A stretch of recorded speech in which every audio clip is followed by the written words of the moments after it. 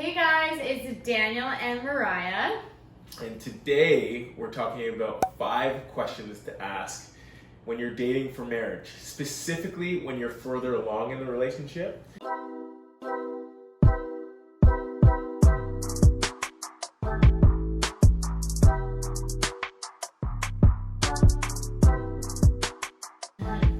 We work with a lot of couples who are pursuing marriage, and then for us, as we kind of walk the walk of like dating to engagement to marriage, and then also reflecting on other relationships in our life, came up with 5 questions of many, but Yes. 5 that we think everyone should ask when they're pursuing marriage. Yeah, so if you've been in a serious relationship before or you're in one now, you know that you get into a lot of serious chats about life, about your future, and so we've kind of nailed it down to 5 questions we think are important. Yeah, the first one is, am I honest about my character flaws? I think that it's important first to recognize everyone has character flaws. Yeah.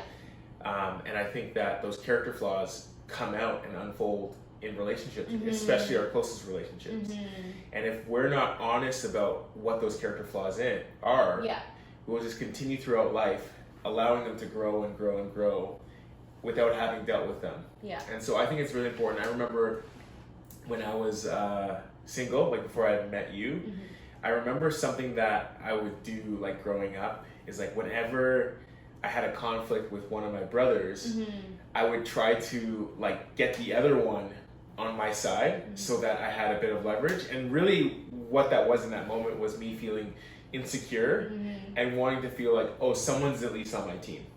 And so I realized that that's something that I didn't want to do in life, and I especially didn't want to do that in marriage, because when you're in marriage and if you have a conflict or an argument, like you don't want other people against your spouse. It's like, no, you're a team against the problem. So that was one of the character flaws that I was like, oh, I need to be honest with myself about this and make sure I'm dealing with it. Yeah, I think something else about this question about acknowledging your character flaws is really like important for people who might be younger in a serious relationship. So either like late teens or early 20s, I feel like, because I remember at that point in my life we were dating and I was almost being slowly made aware of like, oh, maybe this is a character flaw I have, not just like a part of my personality that I can never change. And so I'd really encourage people if they're younger to be like, take the time to learn about yourself and become self-aware. And I think the challenge with this in this day and age is that oftentimes when we have people in our life that would challenge us on our character flaws. Okay, so let me back up. Oftentimes when we have character flaws, they're called like our shadow sides. So, and the essence of a shadow is that you usually don't see it. You know what I mean? Or only the like people who are looking onto you can see it because it's behind you. And I think that oftentimes the best way to point out shadows are like external, like when people who are viewing you and are encountering you can actually point those out. But oftentimes, especially in the last 5 to 10 years with the rise of like cancel culture, it's like as soon as someone says something negative to us, like calling us out or whatever, we're quick to say like, oh, you're out of my life, or cancel them, instead of being like, hey, like, is there anything I could listen to in this like feedback or critique that would actually be helpful for me? Like someone once said that there's truth in every criticism, and I think that it's so important for us to really open up our lives to that critique so that we can see those character flaws in our hearts. So true. Yeah. Okay, the next question is, in what ways are we aligned or misaligned when it comes to spending? This is key. It's really key. It's really key. I think lots of people come into relationships with a different approach to how they use their money or what they put their money towards. And different families of origin too. I was going to say a lot of it is informed by their parents and how they were raised, whether it's the same as their parents or a reaction to the way their parents use money. And so, it's really important to become aligned in this. We kind of debated putting this question in. And it's because we were thinking, like, it seems like a small thing almost. And it's so subjective. And, but I think I'm glad we're bringing it up because finances are one of like the biggest factors. One of the leading causes. I think it's like reason 2 or 3 why marriages end. And I think that a lot of the problem is that relationship or like money for a while, Mm-hmm.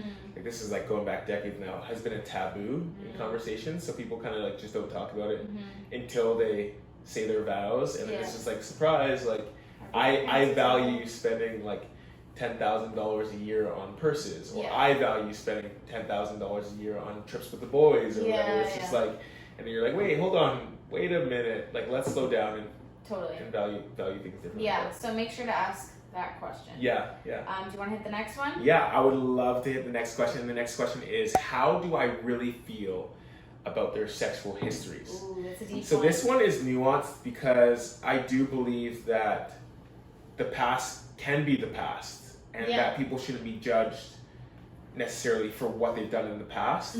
With that said, pasts definitely have impact on the future. And there's a lot of things that we can kind of go throughout a dating relationship and be like, hey, like, I'm telling you this about myself. This is my history. And by the way, I do think couples should have that conversation at a certain point in their relationship. And then you exchange that information, then it's like, okay, I'm okay with this. But I think that some relationships, if you're like caught up in the emotion and the butterflies of this new person who likes me and I like them, you can kind of ignore that or almost minimize the importance of what you value in a situation. You can almost like shove down your reaction. Yeah. Like, oh, that doesn't feel good to hear that, but I love them so much, so I'll just like shove it away or ignore it. Exactly. Because I don't have to deal with that, but it will come up. Yeah. So and then so in light of that, I would say like you probably ask yourself at a point, am I okay with this? Then I would ask yourself again, now that some time has passed, and you're really considering marriage with this person, am I really okay with this? Yeah. Am I really okay with it? Yeah, that's so good. I think, it's kind of like a controversial question maybe in some circles, or like a question that's not often asked, but I think it's okay if you're not okay with their sexual history. Yeah. And you can make a choice to either, okay, how am I going to work through this and end up being with this person? Or if that's something that's a deal breaker for you, like, I think that's okay. Yeah. And that's a hard situation to be in, but yeah. Sweet. The next question is, am I really okay with our religious and political differences? Yeah. This one's real because this isn't like necessarily like, oh, she's Buddhist, I'm Christian, or he's Muslim. Like completely different religions. And it's not necessarily even saying like, oh, I'm Republican, she's a Democrat, or I'm conservative, she's liberal, whatever. It's like, it's also like we're both Christian, but the way she embodies her discipleship to Jesus is different than the way I do. Or the level of intensity she brings to it is different than the level of intensity I bring, or vice versa. So I think it's so important to really have these conversations. Yes. And then also there's political issues that are more hot button, but some that are less hot button. So it's almost like you ask the questions and get underneath the rug a bit about the hot button ones. Yeah. But there's like smaller, more nuanced ones that you haven't really talked about, and that slowly erodes at the overall unity in a relationship as well. Yeah. Yeah, I think like, again, people could say like, oh, well, our relationship is what matters. Like, yeah, we have our differences, but that's okay. But when you get married, I feel like life just becomes so almost like mundane or regular that those issues can prove to be a lot more contentious than they were once in the past. Yeah, no, that's good. And then the last question for today is, do I have any secrets that could impact our present relationship or future relationship for the worse? Yeah. And to clarify, meaning secrets you've kept from your significant other. From the other person, yeah. And it doesn't have to be secrets even about like super terrible things you've done. It could be secrets about like traumas that have happened to you in the past that you just haven't felt comfortable to share. Maybe you've never shared with anyone before. And of course, it takes a really safe person to share those things, but they should be shared before if you're planning to marry that person. Yeah, and I think this is specifically for things that would negatively affect marriage and the relationship, just because I do think that there is the nuance of like, there's things that we only shared with each other during engagement. Yeah. And there's some couples who might say like, oh, I'll tell you, and it's Yeah. not a negative thing, but I just want to hold that till marriage. Yeah. Because I do think that intimacy is holistic, 100%. so that it's not just like saving your physical self or setting expectations in other areas or family stuff. It's like also there's like this emotional intimacy that you're gonna want to kind of be careful with leading up to marriage as well. Yeah, I agree. So yeah, making sure those secrets are out in the open and not being afraid to share them. And like, yeah, it's hard to know at what point of the relationship. Yeah. Like, what advice would you give for like how to have wisdom of like, okay, when do I share this like big part of my life with someone? Yeah, I think the reality of a relationship, a Christian marriage, a marriage in general actually, is giving of yourself to the other, and receiving the whole person that you're receiving onto yourself as well. So I would say like, with the same proportion or the same speed at which you're pursuing marriage is the same speed at which you should start disclosing things. So if you feel like, I'm not quite sure about this person or this relationship, then I'd hold off. Yeah.